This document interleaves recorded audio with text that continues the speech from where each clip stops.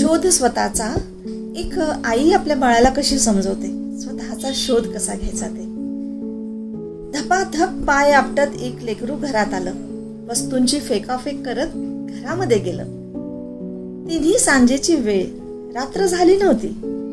आई अशीच देवासमोर दिवा लावत होती. जगासमोर जे चालत नव्हतं ते घरात मात्र चालत होतं.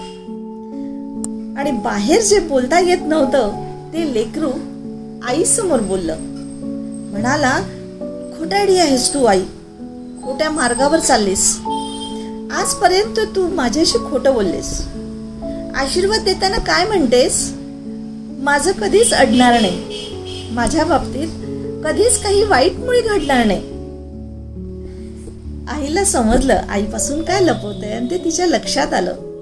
तिनं घोटभर पाणी प्यायला दिलं. हुंदक्यामधून वाट काढत पाणी पोटात गेलं आणि आई म्हणाली, आता सांग बाळा, तुला काय झालं? तो म्हणाला, लोक ना आई विचित्र झाले फार.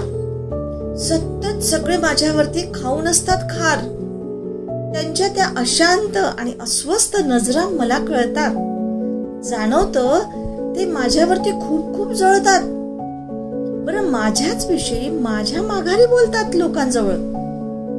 मी पुढे जातो ना माझा माझा, का पोटात यांच्या जळजळ?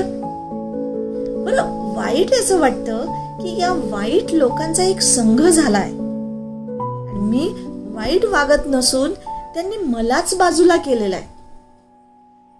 हसून आई म्हणाली, बाळा, तुला माझा प्रश्नच नाही कळला.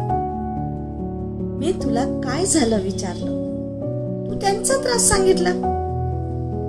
सोडून दे ना तुझ्यावरती ते रुसतायत हसतायत.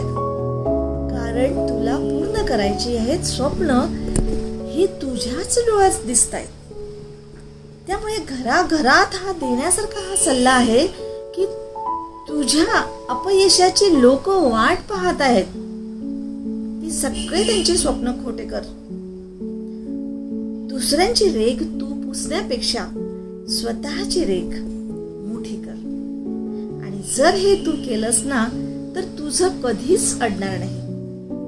आणि आई आजही तेच म्हणेल की माझ्या बाळाचं वाईट कधीच घडणार नाही.